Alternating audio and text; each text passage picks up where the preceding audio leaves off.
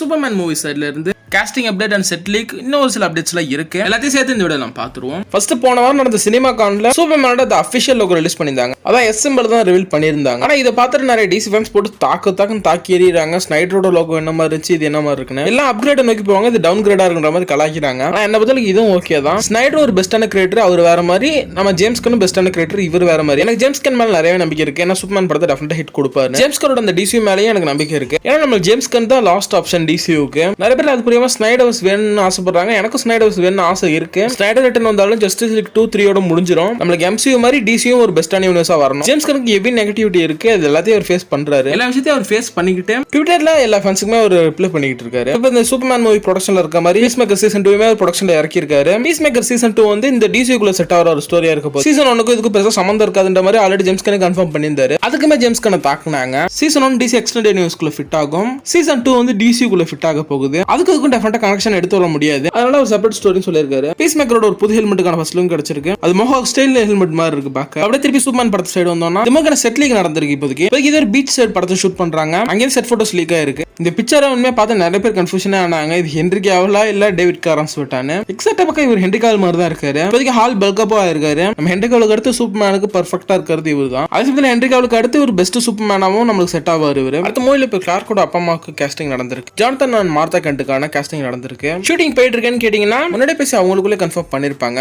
இப்பதான் நம்மளுக்கு ரிவீல் பண்றாங்க. ஜானதன் கிட்ட யார் நடிக்க போறாருன்னா Pruitt Taylor Vincent actor தான் கேஸ்ட் பண்ணிருக்காங்க. ஜானதன் கென்ட் கண்டிப்பா ஒரு சூட் ஆவாரு. இன்ஜஸ்டிஸ் அனிமேட்டட் மூவில வர ஜானதன் கென்ட் பார்க்க இவர் மாதிரி தான் இருப்பாரு. அடுத்த நேவா ஹவால் தான் மார்த்தா கென்ட் நடிக்க போறாங்க.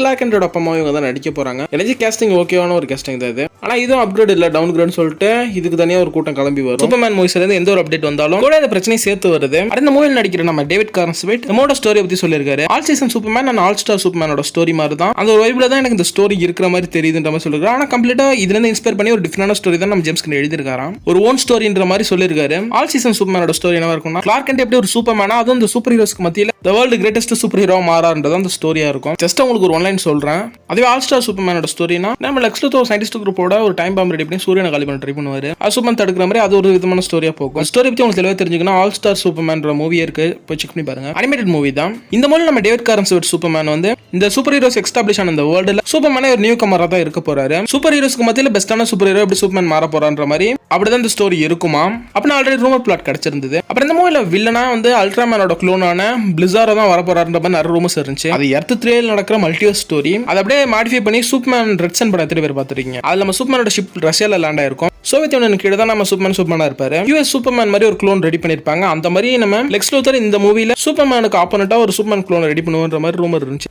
போய் ஜேம்ஸ் கன் அதுக்கு பதில் கொடுக்குற மாதிரி த்ரெட்ல ஒரு விஷயம் சொல்லியிருக்காரு. இந்த மாதிரி ப்ரோட்டகனிஸ்டா சூப்பர்மேன் தான் இருக்க போறாரு. ஆன்டகனிஸ்டா லெக்ஸ் லூத்தர் தான் இருக்க போறாரு. படம் வர வரையும் படம் பார்க்காத வரையும் எதையும் நீங்க நம்பாதீங்க. படம் வரதுக்கு முன்னாடி எதுக்கு இந்த விஷயங்கள்லாம் நீங்க தெரிஞ்சுக்க ஆசைப்படுறீங்கன்னு சொல்லிட்டு அவர் இப்படி முடிச்சுட்டு போயிட்டாரு. என்ன பத்தி இந்த விஷயங்கள் தெரிஞ்ச படத்துக்கான ஹைப் அதிகப்படுத்தும். பட் க்ளோன் இந்த படத்துல இருக்க சான்ஸ் கம்மி. பட் இருந்தாலும் நல்லா தான் இருக்கும். சூப்பர்மேன் வர்சஸ் பிளிஸார்ன்ற ஃபைட்டை பார்க்கலாம். வெயிட் பண்ணி தான் பார்க்கணும். இந்த மூவி சம்பந்தப்பட்ட மொத்த அப்டேட்ஸும் முடிஞ்சு இதோட இந்த வீடியோ முடியுது. நெக்ஸ்ட் ஒரு நல்ல வீடியோ சந்திப்போம். Tata bye guys.